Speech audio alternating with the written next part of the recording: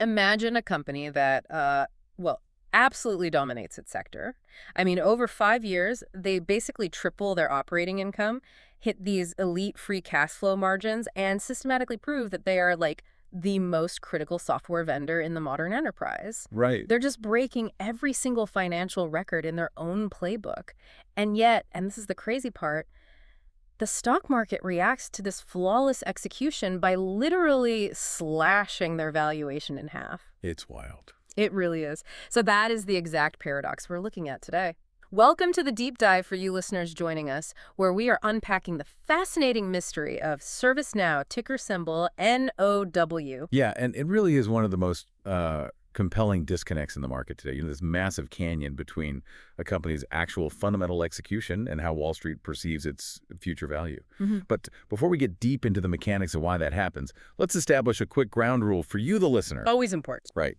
Everything we discuss in this deep dive is strictly for educational purposes. Yeah. We are basically dissecting a brilliant business case study and, analyzing how the market values legacy software in the age of AI. Yeah. So this is definitely not investment advice. Yeah. We aren't here to tell you what to buy or sell. We just want to give you a front row seat to the structural shifts happening right now in enterprise tech. And ServiceNow is, it's the perfect lens for that shift, right? For a long time, people just knew them as the IT support ticket company. Oh, yeah, totally. Like, the boring portal you log into when you need to reset a password or request a new laptop or whatever.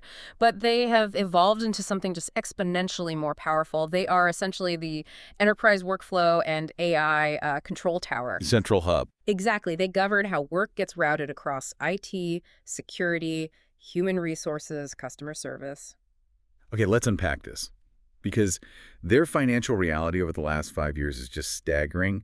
But if you look at their stock chart, it looks like a completely different company. Like they are a star athlete who just keeps breaking personal records and winning championships. Yeah. But the value of their trading card just keeps mysteriously dropping. That's a great way to put it. The divergence is just wild. I mean, if we look at the historical data, the stock has essentially done this massive, really volatile round trip.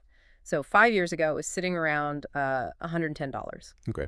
Then it went on this absolute tear, right? Catching that huge software as a service tailwind during the boom. And it peaked at $212 in late 2024. Right. The glory days of SaaS. Exactly. But today, it is sitting right back down around $95. Wow. Yeah, we are looking at a negative 13% return over a 5-year period and like a brutal 55% drop from its all-time high. But I mean, that is exactly what I don't understand. Wait, if a company's earnings triple and the stock drops, is the market just fundamentally broken? Or did investors finally sober up from an insane software valuation?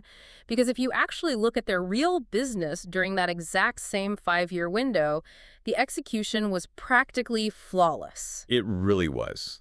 Their trailing operating income didn't just grow, it exploded. From about $1.3 billion to over $4.6 billion. That's huge. I mean, that is a 255% increase, and they are doing this while maintaining a free cash flow margin of 44%. In the enterprise software world, 44% free cash flow at that kind of scale is like almost mythical. What's fascinating here is that the underlying business quality never actually wobbled. The fundamental engine was running perfectly the whole time. What changed wasn't the execution. It was the market psychology. Yeah, we saw a massive, really violent derating.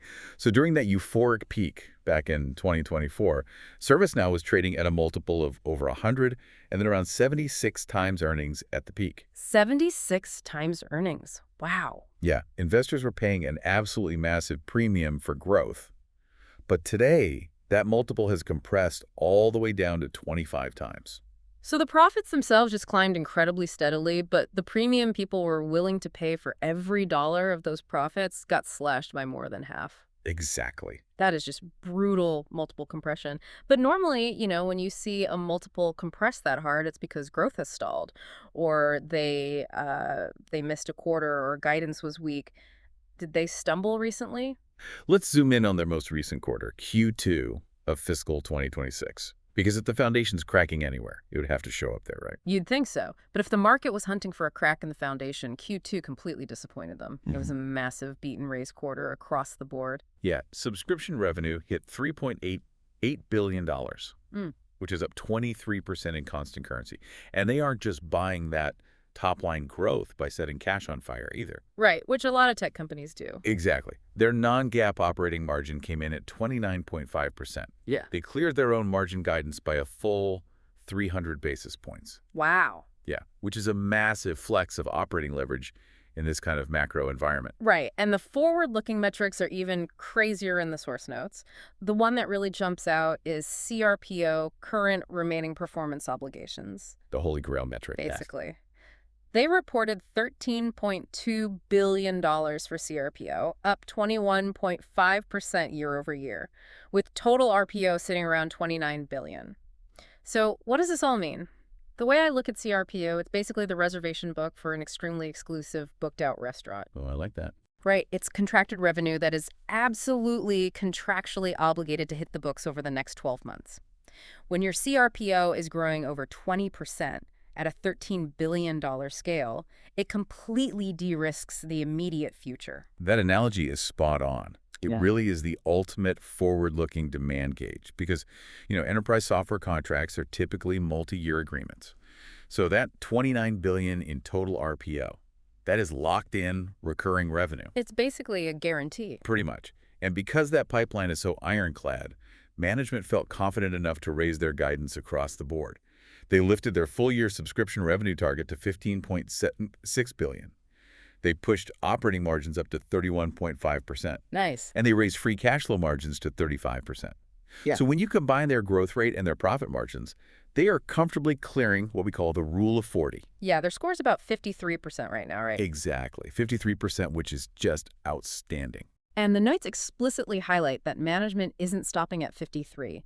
They are openly targeting a rule of 60 on their path to hitting $32 billion in revenue by 2030. And I really have to pause there because achieving a rule of 60 at a $32 billion scale basically defies gravity. It really does. Usually as a company gets that large, the law of large numbers kicks in, right? Growth slows to single digits and you just kind of harvest the profits.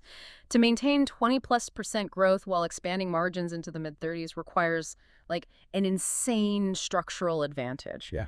What exactly is this platform doing that makes Fortune 500 CIOs continually throw billions of dollars at them? Well, to understand how they generate that kind of operating leverage, you have to look at the architecture of what they've actually built. You can visualize ServiceNow's position in the modern enterprise as the middle layer of a massive three-layer cake. Hey, I love a cake analogy. Let's hear it. So the very top layer, you have the raw inputs and heavy machinery. This includes foundational AI models from OpenAI, Google, Claude. It includes the massive cloud hyperscalers like AWS and Azure, and those legacy systems of record like SAP and Oracle. Okay, so that top layer is all the raw data, the huge compute power, and the complex backend systems. And then the bottom layer is the actual human workforce, right? Yes, exactly. Like over 200 million employees globally, including 85% of the Fortune 500 who just need to get their jobs done without learning how to code a custom SAP database query. Exactly. The humans are at the bottom just trying to work. And sitting right in the middle, translating between that incredibly complex back-end technology and hundreds of millions of human workers, is ServiceNow. They are the AI control tower. Right. They don't store your core financial data. Yeah. SAP does that. They don't host your cloud infrastructure. AWS does that. ServiceNow simply orchestrates the workflow between all of them. Here's where it gets really interesting.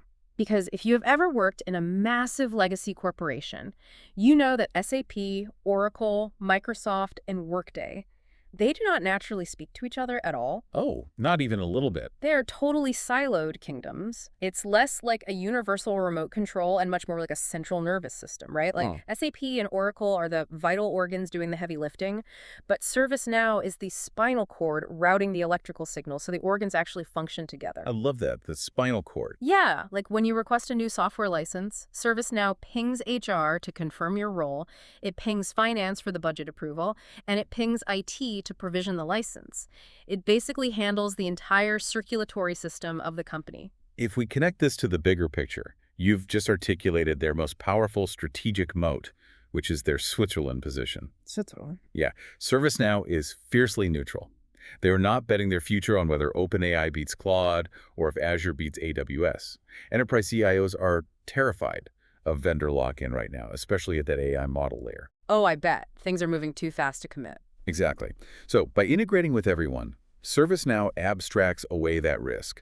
They allow a company to swap out an AI model on the back end without changing a single workflow on the front end for the employees. And that neutrality, combined with that spinal cord integration, results in a 97% renewal rate. 97%. It's unheard of. That means churn is virtually non-existent. They have 22 years of enterprise context baked into this platform. We are talking about 95 billion workflows and 7 trillion transactions. Yeah. There is a quote in our sources from a CIO that is incredibly telling. They said replacing ServiceNow would be, quote, at least 10 times more expensive to even try. Because you aren't just uninstalling a piece of software, right? You are attempting to surgically extract the central nervous system of how your entire company operates. Good luck with that. Yet a shiny new large language model simply cannot replicate 22 years of institutional workflow memory overnight. All right, so I'm looking at this picture we've just painted. The moat is practically unbreakable. The financials are flawless. They are generating massive free cash flow. So why on earth did the market slash the multiple from 76 to 25? Let's dig into the existential anxiety here, because Wall Street is clearly terrified of something. Oh, absolutely. And it seems to center entirely around AI agents. Yeah, the anxiety comes down to the fundamental mechanism of how ServiceNow has historically made its money. For the past decade, their pricing power was tied directly to seats. As in employee. Right. Human employees had to log into the ServiceNow interface, read a ticket, click approve, and move the workflow to the next step. You charge the enterprise per human seat. But AI agents with computer use capabilities change that paradigm completely. How so? Well, what happens when an autonomous AI agent can bypass the user interface entirely, talk directly to the underlying SAP API, and resolve the issue without a human ever being in the loop? See, this is exactly where I would push back on their invincibility. If an AI agent files my IT ticket, provisions the software, and closes the loop automatically, my company doesn't need my ServiceNow login anymore. Doesn't this mean their core product is basically cannibalizing its own revenue model? It's a huge concern. Because if AI drastically reduces the number of human seats required to run an IT department, their entire pricing structure is in serious structural danger. It's a phenomenon called seat compression. This raises an important question, and it is the exact question driving the current valuation. How does legacy, seat-based enterprise software survive the transition to agentic AI? Right. If you need fewer humans, you pay for fewer licenses. But management is hyper-aware of this threat, and they are already executing the pivot. According to the Q2 notes, half of all their net new business is already non-seat-based. Wait, really? Half the new business is already off the seat model? How are they charging for it then? They are transitioning aggressively toward consumption and token-based pricing models. Well, So you no longer pay just for the employee login. You pay for the volume of workflows processed, or you buy a pool of compute tokens. oh, okay. Yeah, so a simple password reset might cost 1 token, but a complex multi-department onboarding workflow might cost 50 tokens. This aligns the cost directly with the value of the outcome, rather than just charging a flat fee because an employee exists on the payroll. Okay, that makes sense conceptually. But, I mean, anytime a massive enterprise company transitions its core pricing model, it injects a ton of uncertainty into the financial modeling. Oh, Wall Street hates uncertainty. Hates it more than anything else. Add in the fact that the sources mention some minor short-term lumpiness like federal government deals being pulled forward from Q3 into Q2, making the bookings look slightly unpredictable. Yeah, that definitely spooks some people. Right, and you get a market that just decides to slash the multiple to play it safe. Precisely. It is the classic fear of the unknown during a transition phase. But ServiceNow is not sitting back defensively waiting to see how seat compression plays out.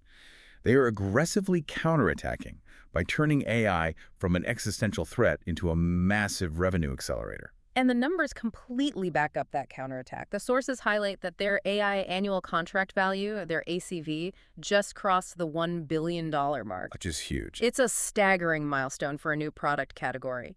Net new AI ACV is up 40% quarter over quarter. And the deployment of agentic AI in actual production environments grew 9 times over in just 9 months. They aren't just selling a theoretical AI chatbot. Customers are actually paying for completed autonomous tasks. And their best sales pitch is their own internal operation. They're heavily eating their own cooking, as they say. Yeah. ServiceNow deployed their autonomous agents internally, and those agents are currently resolving 90% of their own internal IT requests. 90%. Yeah. By completely removing human friction from those high-volume, low-complexity tickets, they captured an estimated $500 million in internal productivity. That is just insane. Right. When you can walk into a prospective client's office and prove you saved $500 million internally, the software essentially sells itself. Which perfectly explains how they're achieving that massive operating leverage we talked about earlier. Once that spinal cord is embedded in a company for IT, adding a new module costs drops to near zero. Exactly. And they're using that advantage to push into massive new adjacencies. Like, are they essentially using their sticky IT platform as a Trojan horse to swallow up the entire cybersecurity and HR markets? That's exactly what it looks like. Cybersecurity is now a billion-dollar-plus business for them. It's actually their 8th largest product. Customer relationship management is a $2 billion ACV business. And their HR product, Employee Works, so its deal volume surged by 150% just quarter over quarter. Wow, so they're just expanding everywhere. They lay the tracks once, and then they can run an infinite number of trains over them. It is the most efficient way to scale. You leverage the trust of the existing installed base. Yeah. And looking forward, CEO Bill McDermott is accelerating this strategy. He's teasing a new conversational, no-tickets AI-native service desk, which fundamentally reimagines how employees interact with the system. So no more submitting forms. Basically. Furthermore, they're developing a product-led motion to chase what he calls the Fortune 500,000, moving aggressively down market to capture smaller and mid-sized enterprises. McDermott is so confident in this transition that he openly referred to the currently derated stock price as, quote, the foundation for a re-rating. So to synthesize this entire deep dive for you listening, the ultimate debate around this company is drawn incredibly clearly. Yeah, it really is. On one hand, you are looking at a business compounding at 20+%, generating flawless free cash flow, and successfully executing a massive expansion into cybersecurity and HR. On the other hand, you have a valuation multiple that has been severely punished, currently sitting around 25 times earnings, entirely because the market is terrified of AI seat compression and the inherent uncertainty of shifting to consumption-based pricing. The fundamental takeaway here is that understanding this specific transition, how legacy enterprise software pivots its pricing model in the age of AI agents, is the ultimate playbook for the next decade of technology. For sure. It's not just about this one company. It's about how value is captured when the nature of enterprise work shifts from human clicks to autonomous actions. If a software provider can successfully transition from seat-based licenses to outcome-based consumption without a dip in revenue, they will absolutely lead the next era of the market. And that leaves us with a truly profound angle to think about. We've spent a lot of time analyzing the financial mechanics, the multiple compression, and the architecture today. But let's look at the human reality of what we just uncovered. Yeah, let's look at it. If ServiceNow's autonomous agents are already resolving 90% of their internal IT requests without a human ever getting involved, what exactly happens to the entry-level IT workforce over the next 5 years? It's a scary thought. It is. As humans are systematically removed from these high-volume workflows, how will corporate culture fundamentally change when your primary colleague for problem-solving is an invisible AI agent? It is a profound paradigm shift in the very definition of what a workplace is. The underlying technology is already functioning in production. The cultural adaptation to that technology is what comes next. Definitely something to mull over as you navigate your own corporate workflows this week. Until next time, keep digging deeper.